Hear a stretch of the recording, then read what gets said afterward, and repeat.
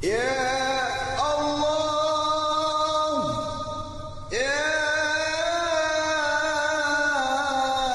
Allah. Assalamualaikum warahmatullahi wabarakatuh. Alhamdulillahi wa kafah. Wassalatu wassalamu ala sayyidina Muhammadin al-Mustafa wa ala alihi wa ashabihi ahli sidqi wal wafa, amma ba'd.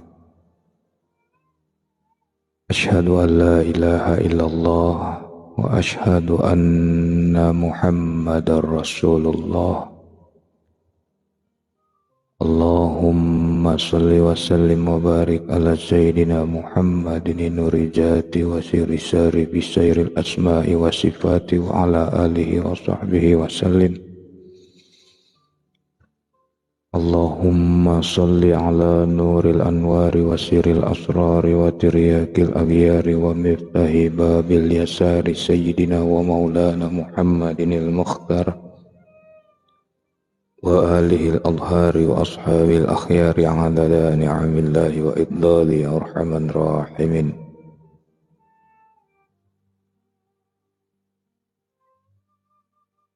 Puji syukur kepada Allah,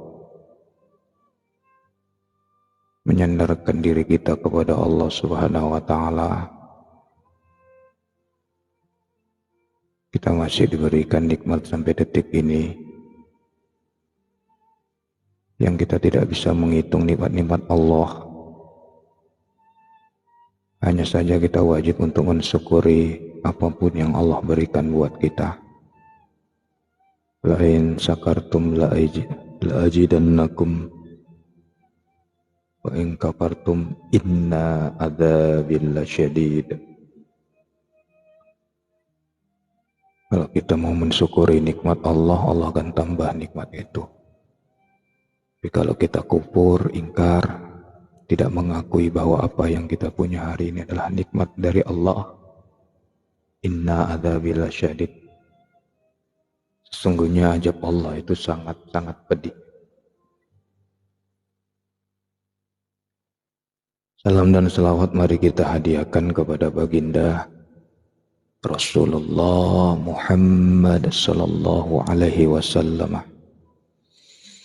Assalamualaikum ya Sayyidi ya Rasulullah. Semoga kita semua mendapatkan syafaat dari beliau di dunia ini, lebih-lebih di akhirat kelak. Amin ya rabbal alamin. Sahabat-sahabatku, saudara-saudaraku yang kucintai, yang kusayangi karena Allah, masih seputaran tentang tabayun dan menjawab persoalan yang selama ini yang ada di tengah-tengah masyarakat, di tengah umat Islam. Masih ada saja yang suka menyalah-nyalahkan amal ibadah orang lain. Kemarin kita sudah cerita tentang masalah ziarah kubur. Dan malam ini kita akan mencoba membongkar, menjawab dasar hukum dari talqin mayit. Masalah talqin mayit ini juga dipermasalahkan dan dianggap bid'ah.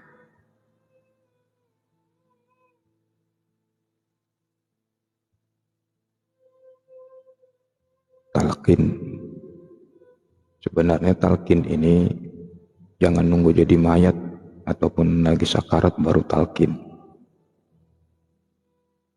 Ya, pada waktu sehat inilah minta talqin. Tak talqin sama guru. Jangan nunggu mau mati baru nanti minta talqin.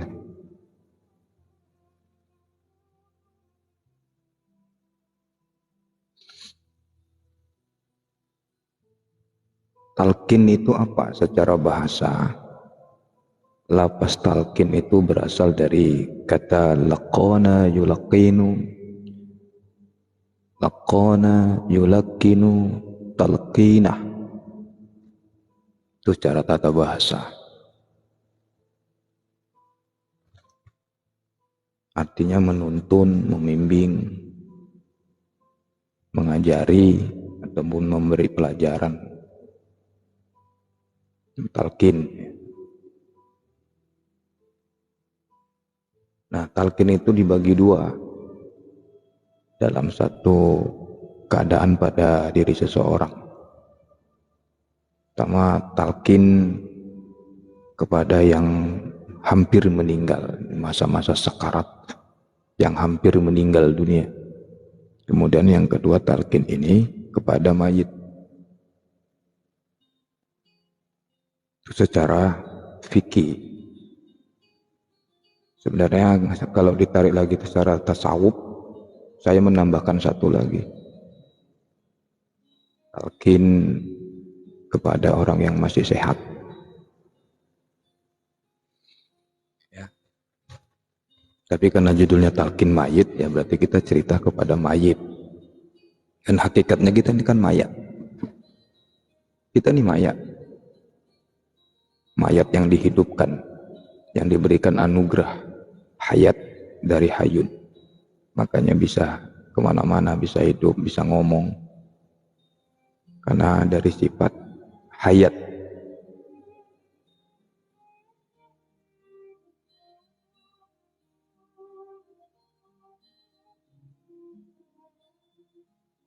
Yang masih belum dikuburkan mayit ataupun yang sudah di dalam kuburan. Itu namanya talqin. Talqin yang pertama ialah kepada seseorang yang sakitnya parah, sangat kronis, hampir dekat kepada kematian. Kemudian kepada seorang yang menjadi pelupa,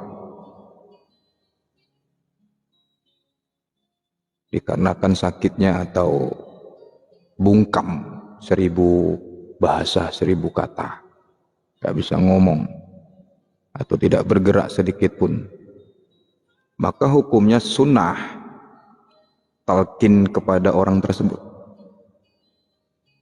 mengajari orang yang sakit, yang gak bisa ngomong, gak bisa apa-apa, yang hampir meninggal dunia, ditalqinkan, menuntun, membaca kalimat tauhid ataupun thayyibah, la ilaha illallah.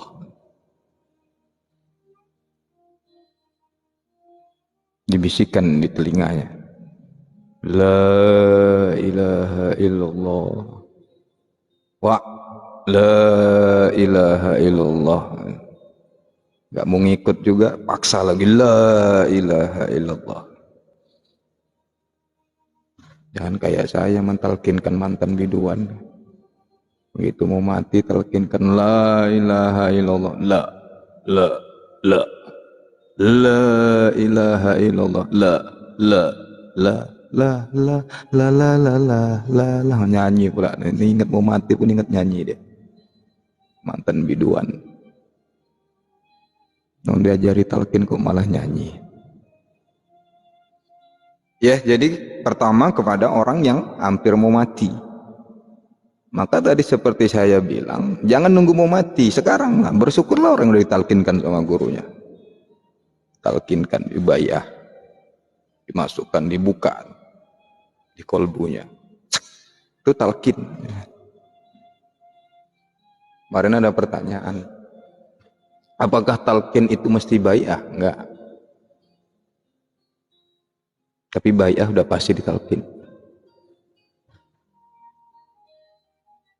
Talkin itu enggak mesti dibayah, tapi dibayah udah pasti ditalkin.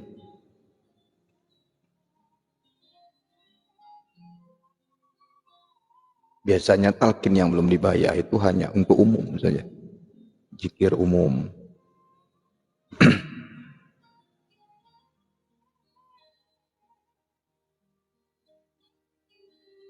Yang menyerahkan, seseorang menyerahkan kepada mursyid, menyerahkan dirinya kepada mursyid.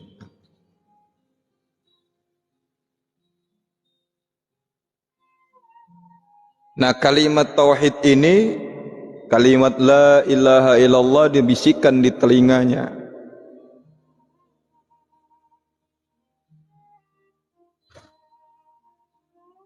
Dibisikkan di telinganya itu dengan baik, dengan sungguh-sungguh. Jangan sambil dipelototin, wa la ilaha illallah, makin takut lah, makin gitulah dia. Dengan kasih sayang telinganya, la ilaha illallah. Jangan pakai sonnya, talkinkan untuk orang yang udah mau meninggal, pakai son ditempelkan di kuping. Makin mendelitlah matanya, nanti melotot. Dan harus jelas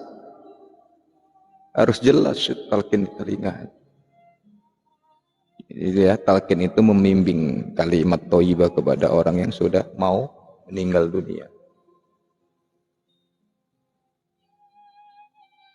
Kemudian talqin yang kedua kepada mayit, kepada jenazah yang baru saja dikubur atau dikebumikan, yang baru saja dimasukkan ke liang.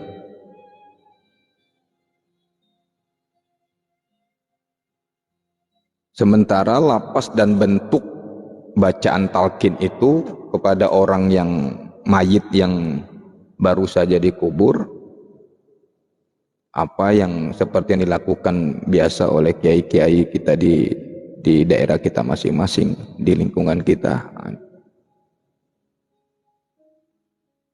Bacakan Quran kah? Wirid kah? Mendoakan mayit ya. Nah, jadi menurut penjelasan yang kita jelaskan tadi, berarti isi bacaan talqin itu merupakan isi pengajaran dan penuntunan, dituntun orang yang sudah mau meninggal dunia dan mayit yang di dalam kuburan itu, penuntunan, dituntun supaya mengurangi tahu jalan lah. Kalau bahasa hakikatnya itu biar tahu jalan, dibuka jalan itu dengan ikhtiar itu. Kita talqin kepada mayit dan kepada orang yang masih sakarat itu berusaha ikhtiar untuk membuka jalan roji'unnya, pintu roji'unnya itu dibuka supaya bisa kembali dia. Nah, caranya mentalkinkan pun itu kita harus lugas, harus jelas bacaannya. Supaya apa? Karena bisa jadi berkat keikhlasan kita yang mentalkinkan itu kepada orang yang lagi sakaratul maut, sangat bermanfaat bagi mayat untuk menjawab pertanyaan malaikat mungkar dan nakir. Jadi jangan ya nggak jelas. Ya bu, nanti kalau bisa ngomong, gue ngomong ngopo gitu. Kata mayatnya, lu ngomong apa gitu.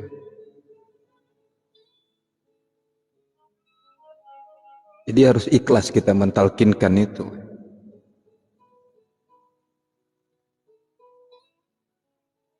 Baik, saya akan bacakan dalilnya untuk memperkuat dasar hukum dari talqin mayit itu. Sebagai pijakan kita untuk menjawab orang-orang yang mengatakan bid'ah.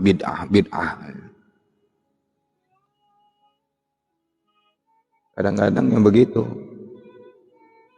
Mereka ini minta apa dalilnya? Udah kita terangkan dalil, sanadnya dari mana? Banyak cerita, pokoknya nggak mau kalah lah. Udah kita kasih dalilnya, minta lagi sanadnya dari mana? Gue ngikutin guru gua. Saya itu mengikutin guru kita itu mereka yang sudah dari dulu itu melaksanakan talqin mayit, ziarah kubur, maulidan. Udah nggak usah dipertanyakan lagi. Masa guru kita, ulama kita kayak kita ngajar kita sesat? Kan enggak. Kan nggak mungkin ngajar kita sesat. Guru-guru ngaji kita dulu yang di kampung-kampung ngajari kita ziarah kubur, maulidan, kan nggak mungkin. Berarti Umar bin Khattab sesatlah.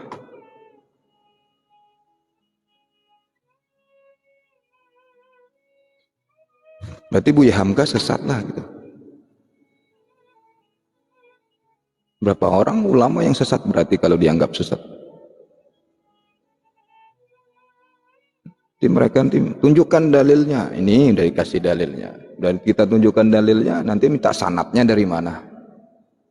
Yang kita sampaikan ini apa yang menjadi pengajaran dari ulama-ulama, guru-guru kita dulu yang bertahun-tahun nyantri jadi kiai dan punya santri. Kitab kuning itu udah luar kepala. Kadang baru ngaji 3 bulan protes saja kerjaan. Nggak mungkin guru-guru kita itu ngajar kita sesat. Persoalannya kita nggak pernah menuduh mereka yang nggak talqin mayitnya, nggak maulidan itu adalah sesat. Nggak pernah menyalahkan. Kita nggak pernah menyalahkan mereka nggak mau maulid. Monggo, no problem, tidak masalah. Asik-asik saja. Asik-asik saja aswaja ini. Tapi jangan menyalahkan kami yang lagi maulidan. Jangan dicaci maki kami yang lagi ziarah kubur ke makam wali, yang lagi talqin mayit, yang melaksanakan wiritan. Situ aja duduknya jelas. Kecuali kami melaksanakan sholat subuh 6 rakaat ataupun sholat zuhur 10 rakaat, itu baru salah.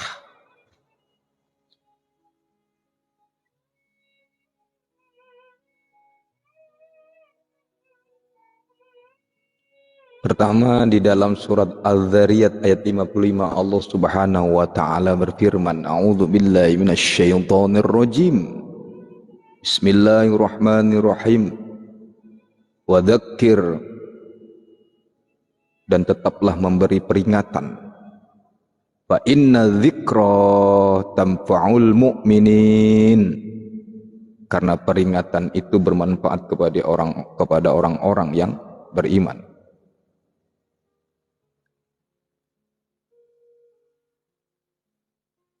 Kemudian kita masuk kepada hadis Rasulullah. Nah, itu firman Allah itu kan jelas itu. Kita memberi peringatan itu tetap diperintahkan untuk memberi peringatan kepada siapapun.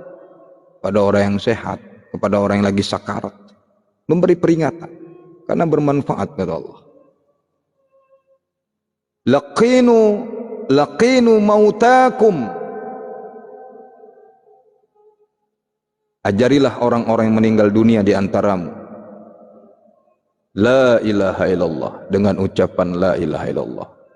Bukhari, Muslim. Masih ragu lagi? Nanya lagi sanadnya.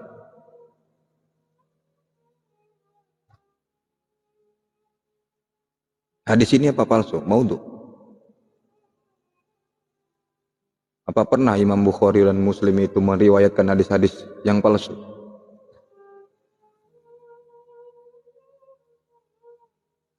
Ajarilah orang-orang yang meninggal dunia di antaramu dengan ucapan la ilaha illallah.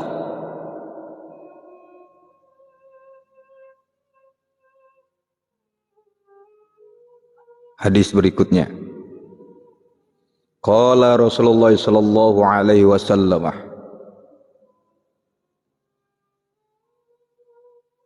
mudah-mudahan nggak ada yang laporin lagi ujaran kebencian ya. Ujaran kebencian. Man akhiru kalami bila ilaha illallah dakhalal jannah. Nabi sallallahu alaihi wasallam bersabda, barang siapa yang akhir bacaannya, akhir hidupnya maksudnya, ketika sakaratul maut adalah kalimat la ilaha illallah, dipastikan sama Rasulullah masuk surga. Walaupun dia berjudi, tetap masuk surga. Walaupun dia pernah berzina, masuk surga. Walaupun dia suka mabuk-mabukan, masuk surga. Walaupun nggak pernah sholat, masuk surga. Ya pertanyaannya kapan masuknya? Nyuci dulu lah di neraka baru masuk surga. Kalau mentah-mentah itu hadis ditafsirkan ya mumet.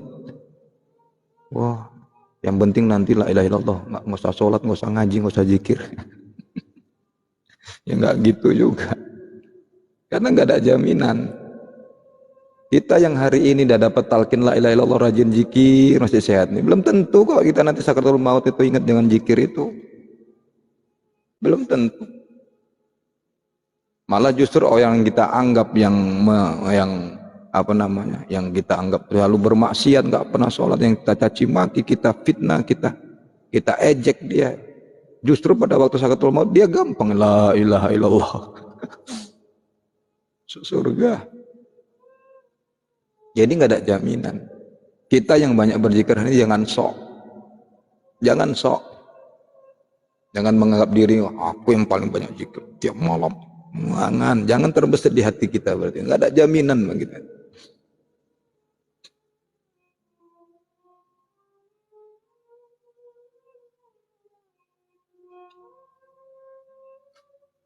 Tuh, jelas hadisnya.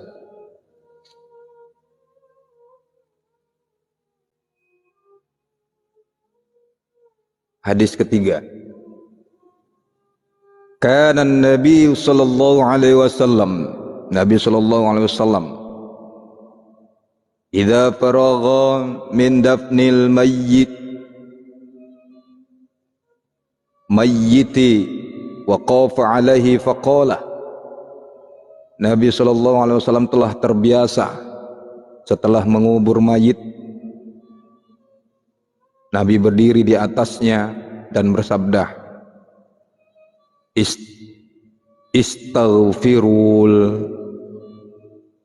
Istaghfiru li akhikum was'alullaha lahu tathbit fa innahu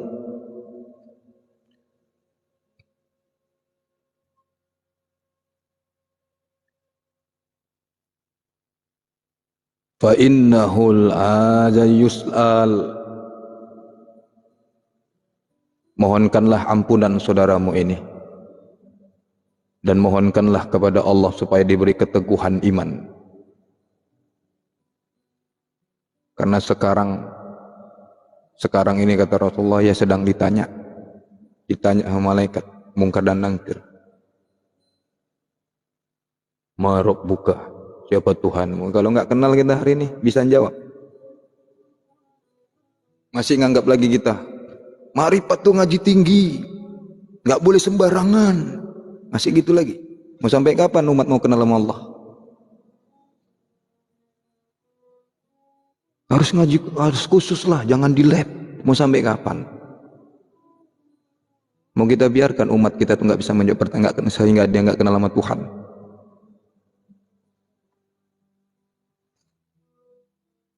Yang kita ceritakan juga, yang kita ngaji juga bukan ma'rifatnya, perjalanan ma'rifat bagaimana kita tuh bisa kenal diri dan kenal Tuhan, bukan ma'rifat, pengalaman ma'rifatnya. Lagian menceritakan pengalaman ma'rifat itu gimana bisa kita ceritakan? Kita tidur ditanya, kalau lagi tidur lagi ngapain? Bisa kita jawabnya, ya gitulah ma'rifat itu. Yang kita ceritakan itu perjalanannya, menuju torikohnya. Torikoh menuju hakikat, hakikat itu menuju ma'rifat. Nanti ditanya malaikat itu, Rasulullah sendiri yang ngomong nih. Mohonkanlah ampunan buat saudaramu ini. Karena sekarang ini sekarang tuh dia ditanya. Rasulullah tahu. Kenapa? Karena Rasulullah itu bukan sakti. Rasulullah itu karena diberikan laduni mujizat. Jenis ladunya itu mujizat yang langsung dari Allah.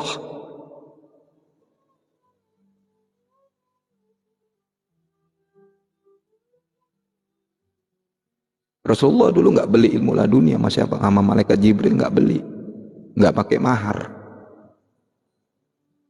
Kalau sekarang laduni dimaharkan.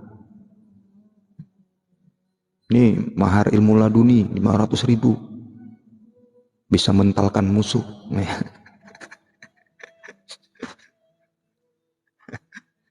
Bisa mementalkan musuh. Laduni ini mahar-maharin. Kecuali hadiah murid kepada gurunya. bukan dijual belikan. Pakai gelang ini bisa dapat ilmu laduni Sunan Kalijaga, mementalkan musuh. Nadu ini dijual belikan. Masya Allah. Ya Allah ya Karim. Macam-macam. Karena Rasulullah itu tahu mayat yang baru dikuburkan sedang ditanya oleh malaikat, ma rabbuka. Nah, kalau kita banyak logikanya saja, kalau kita nggak kenal sama Tuhan bisa jawab kira-kira. Kalau sekarang kita set ini cuek terhadap bagaimana mengaji tasawuf ini, bahkan kita menganggap bahwa tasawuf itu bukan pelajaran dari Islam, bahkan kita menganggap bahwa thariqah tasawuf hakikat itulah adalah ilmu sesat, takut gila, monggo.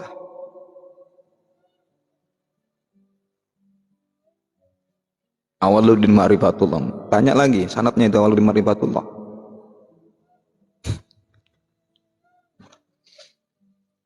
Jadi berawal beragama ini ma'rifat, mengenal Allah.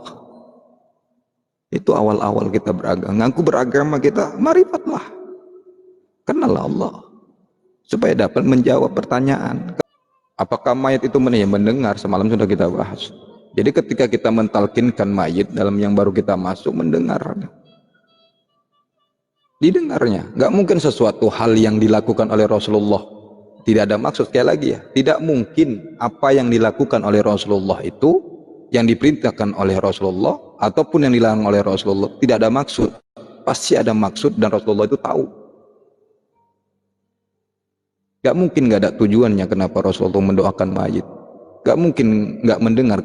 Kalau dianggap mayit itu gak mendengar, gak mungkin Rasulullah itu mendoakan mayit dan tahu bahwa sekarang mayit yang dalam kuburan itu adalah sedang ditanya oleh para malaikat. Tak mungkin dilakukan oleh Rasulullah yang sesuatu yang sia-sia.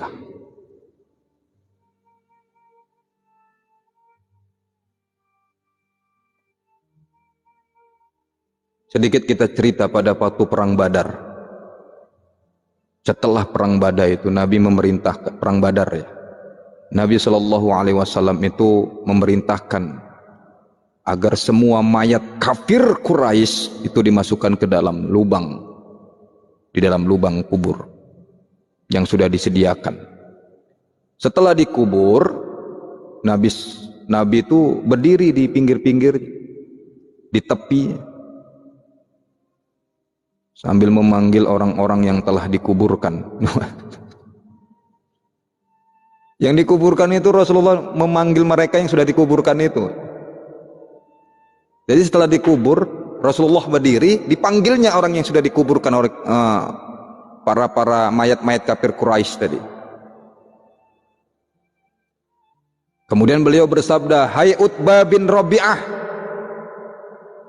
hai Saibah bin Rabi'ah, hai Abu Jahal bin Hisham, hal wajadatum ma wa'adakum rabbukum haqqa.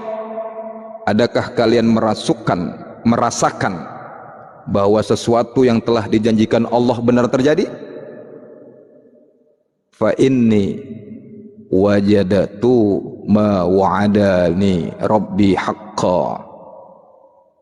Maka sesungguhnya sesuatu yang dijanjikan Allah kepadaku benar kurasakan. Jawaban mereka yang sudah dikubur tadi.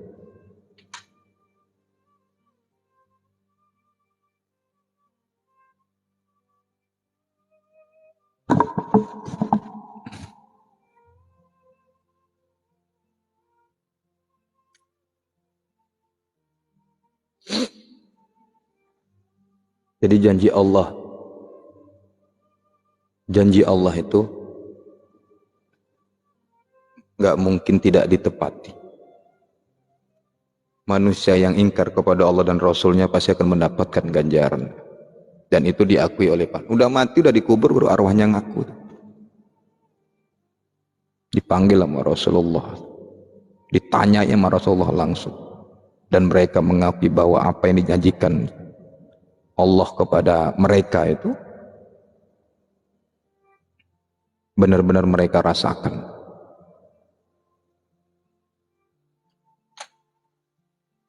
Lantas karena mendengar pernyataan ataupun sabda Rasulullah tadi, Umar bin Khattab bertanya, "Ya Rasulullah, ma yukhatibu min aqwamin qad juyifun."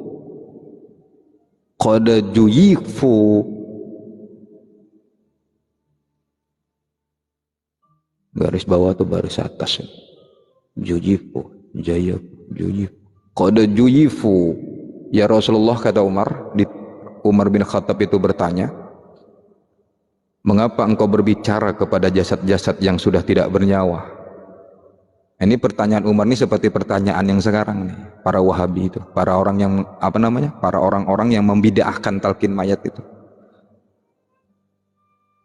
Berarti pertanyaan ini sudah ada sejak dulu.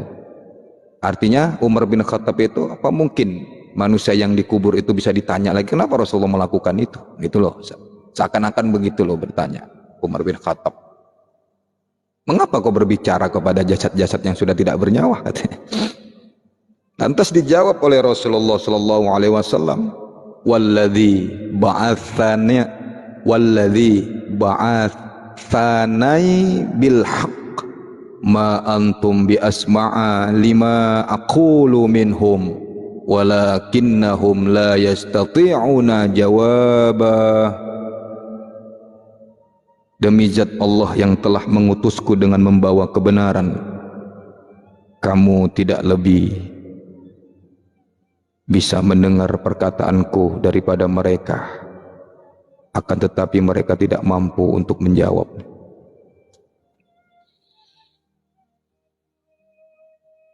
Dalam keadaan yang lain, sabda Rasulullah SAW pernah bersabda, "Tak ada seorang hamba yang lewat di kuburan seseorang yang pernah ia kenal di dunia, lalu dia mengucap salam kepadanya, melainkan dia mengetahuinya dan membalas salam tersebut kepadanya."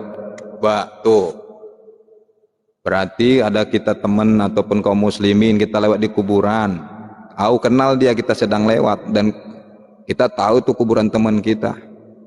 Assalamualaikum, teman kita tuh menjawab salam kita. Rasulullah nih, dia Rasulullah yang ngomong.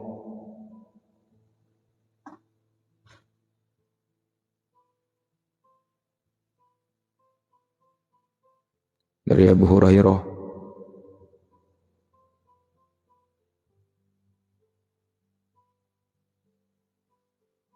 kita pernah kenal sama sahabat kita, meninggal dunia duluan kita, lewat kita di kuburannya itu, ucapkan salam kita, "Assalamualaikum ya ahlil kubur," atau kita sebut nama dia untuk khusus, tapi karena banyak di kuburan itu ya banyak untuk semua. Dia tahu kita lewat dan menjawab salam kita. Terang kuburan kawan.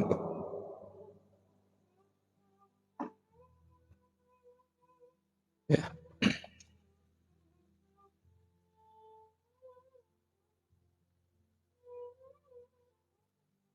Kata Rasulullah, dia mengetahuinya dan membalas salam tersebut kepadanya.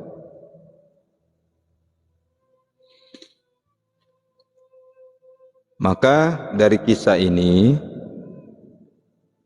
kita mendapatkan kejelasan bahwa orang yang telah meninggal dunia itu dapat mendengar. Yang mati itu jasadnya, arwahnya tetap dengar, tahu kita lewat. Makanya saya semalam bilang itu, ketika kita berziarah kubur, apalagi berziarah kubur tempat orang-orang yang soleh, para wali Allah, mereka tahu kita menziarahi mereka di makam mereka itu. Orang biasa aja tahu kalau kita lagi ziarah, apalagi para wali Allah. Tapi ada pesan Rasulullah SAW, "Min husni islamil mar'i tarkuhu ma la ya'ni." Sebaik-baik Islam itu adalah seseorang adalah dia yang tidak berbuat sesuatu yang tidak berarti. Artinya, kalaupun kita mentalkinkan mayit ataupun berziarah kubur, jangan berbuat sesuatu yang tidak ada manfaatnya, yang dilanggar oleh syariat Islam. Silakan kita ziarah kubur, tapi lakukanlah selayaknya bagaimana kita berziarah kubur untuk mendoakan mayit, mendoakan orang yang kita ziarahi. Jangan pula kita ke kuburan tuh, "Mbah, jaluk nomorin mbah, sesuk aku arah hajatan, aja hujan yo mbah," gitu. supaya banyak yang hadir, yang datang kondangan nyumbah. Nggak boleh juga kayak gitu. Kita ke kuburan itu berdoa, mentalkin, zikir. Apalagi kalau di tangan buang hajat, buang air kecil di pohon, mbah permisi ya mbah. Yang dipermisi mbahnya dulu. Bismillah lah. Pohon itu makhluk Allah. Kalau dengan bismillah kita sambil berasa selawat, buang tuh air hajatan kencing itu. Mudah-mudahan mereka yang mempunyai pun, kalaupun ada jin di situ, nyingkir. Jangan mbahnya dulu dipamitin. Kalau kita nggak baca bismillah, ya diselentik, pulang-pulang bengkak. Makanya banyak kejadian yang endoknya bengkak. Kenapa? Sembarangan nggak baca bismillah.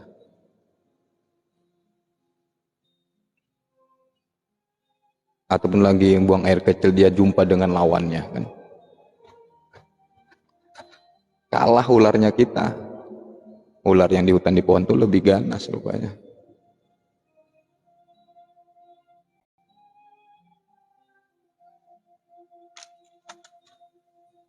Ya, mbah permisi mbah. Mbah sopo. Ya itu talqin mayit ya, dasar-dasar hukumnya ya.